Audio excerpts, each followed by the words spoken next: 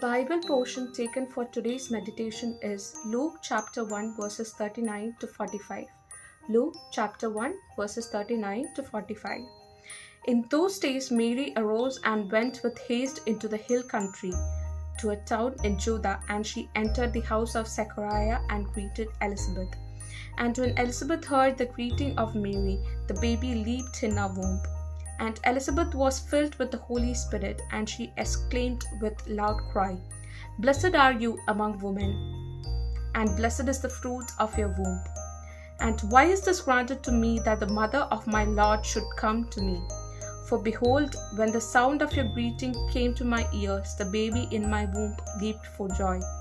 And blessed is she who believed that there would be a fulfillment of what was spoken to her from the Lord." Mary went to visit her cousin Elizabeth, who was also pregnant. When Mary entered the house and called a greeting, Elizabeth felt her baby moving within her. Elizabeth was filled with the Holy Spirit and said, "You are the most blessed of all women, and blessed is the child you will bear." She went on to say that her baby jumped with gladness at the sound of Mary's voice.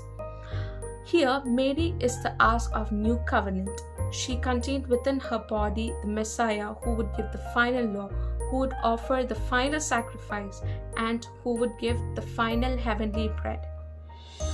His very presence, Elizabeth knew that she was standing up in the presence of God. Here, Elizabeth is given a revelation through the action of child in her womb. Here, Elizabeth is Mary's cousin. They are related. She is elderly to Mary, and she and her husband Zechariah have never been able to bear children. Now Elizabeth is pregnant, as God has worked a miracle so that she can bear.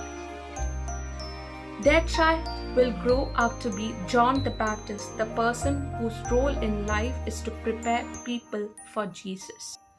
The angel told Zechariah John the Baptist would be filled with Holy Spirit even from his mother's womb.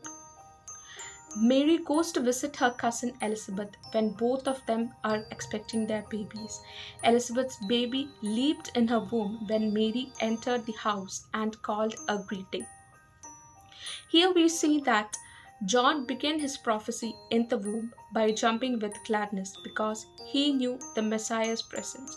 John became aware of the presence of Christ. He acknowledged the superiority of Jesus, recognized that Jesus was the Son of God, and he was filled with divine grace. Here Mary became the mediatrix between the God and the man for the first time. The single moment encapsulates John's entire life. He was, as the angel Gabriel foretold, the one who would go before the God, preparing the way of the Lord, announcing to mankind the coming of the Christ.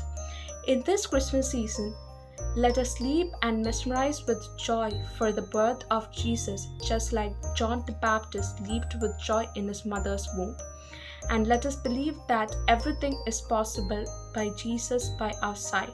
Wishing you all a very happy and blessed Christmas.